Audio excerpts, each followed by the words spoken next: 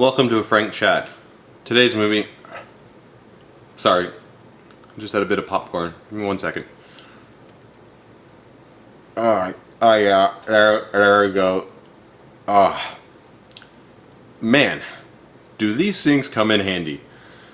I swear they should hand them out at every movie that there's popcorn at. Oh, and today's movie? I know you have claws, but you're not Wolverine, okay? They're not very long, and they're certainly not made of metal. I'm sorry that they're not made of metal. So, Wolverine, X-Men Origins, and every other subtitle. It's widely known that this is not really a good film.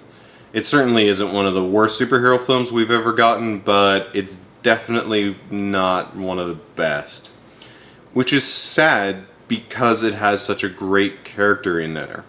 Wolverine may be overused and overplayed, but at the heart of it, he is one of the best written characters for comic books when he is handled properly.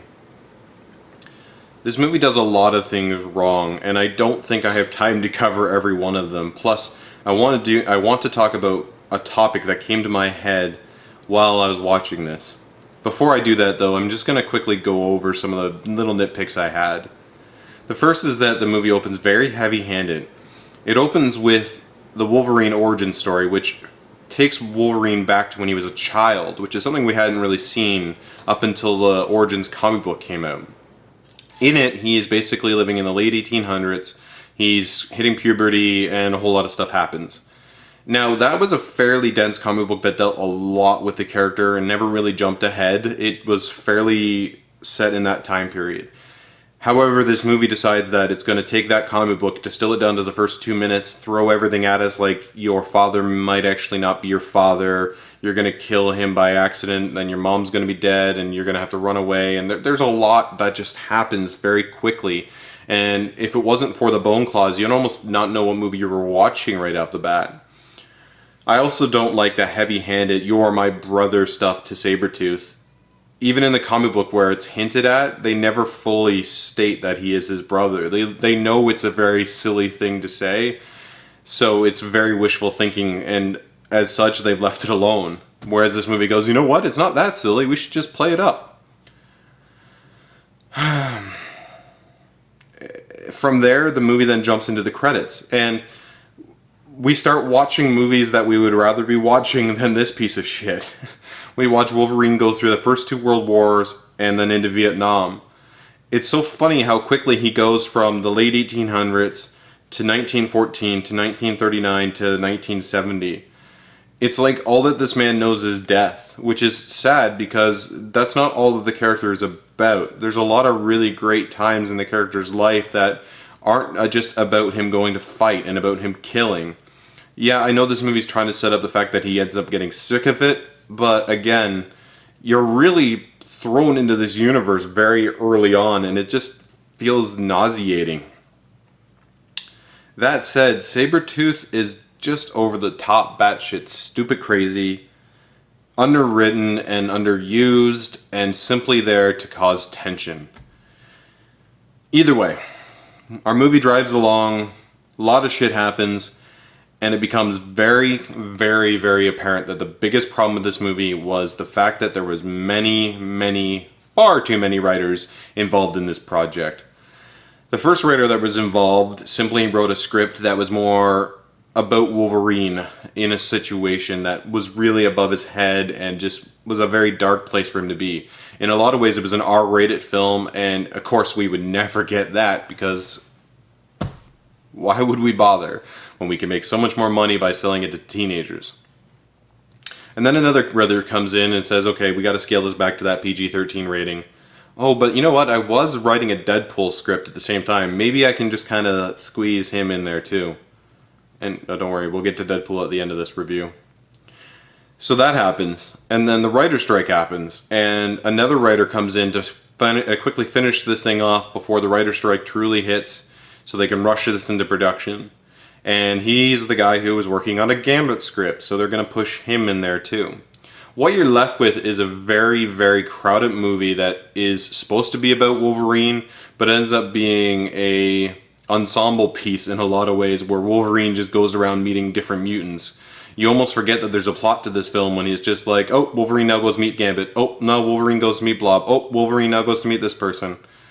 My favorite moments of the movie are when it actually takes the time and slows down and builds his relationship with Silver Fox. I actually thought I was about to have a really different movie where Wolverine was going to be a very peaceful, interesting character who really just avoided violence at all costs. But no, we can't have that kind of movie because that would be interesting to watch in something completely different. So, this brings up my topic that I wanted to talk about today. Faith in your character. Now, what I mean by faith in your character is simply that a lot of movies are written and developed with what are essentially great characters, but the movie studios don't believe in that character to be a money maker.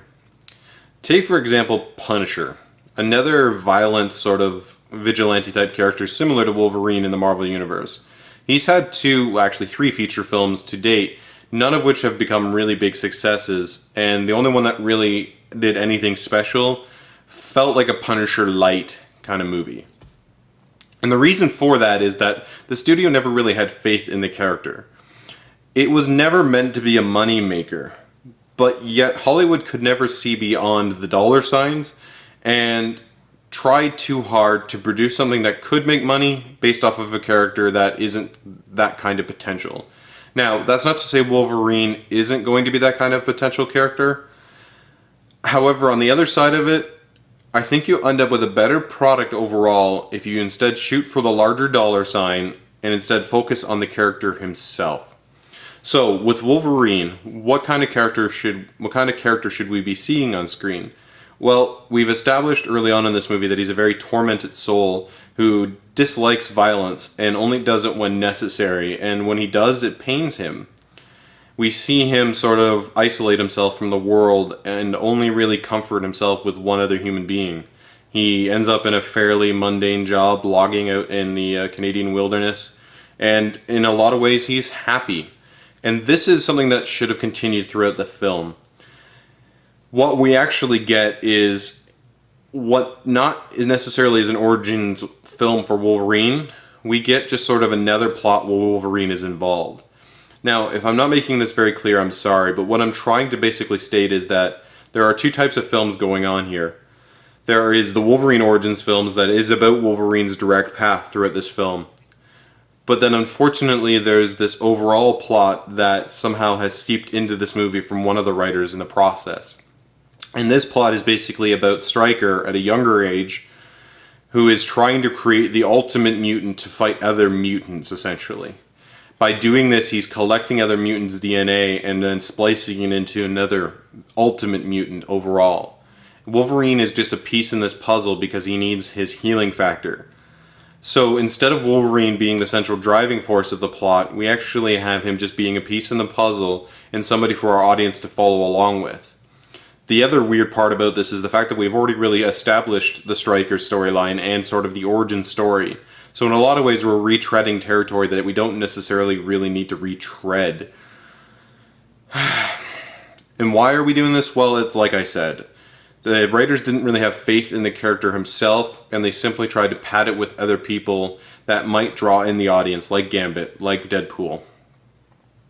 And they do a friggin' terrible job at ruining those characters as well.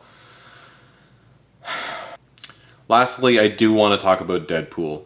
Because, again, just like faith in character, they really did butcher Deadpool in this movie. And it hurt a lot of fans, and it certainly hurt this movie's credibility.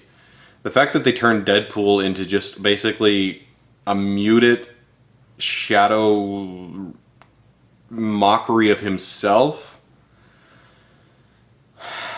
Basically Deadpool in name only. He has very unrealistic, gigantic blades the size of his entire arms, which when retracted somehow allow him to still bend. He has everybody's mutant abilities from Cyclops down to Wolverine. Oh, and we have Sabretooth tacked in here as well. Basically, this movie just has too much going on.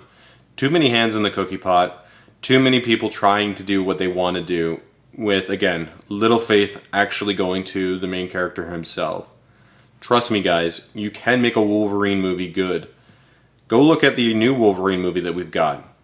3/4 of that movie is actually really great because it's doing exactly what I say it should do. It allows Wolverine to basically be driving the force of the plot.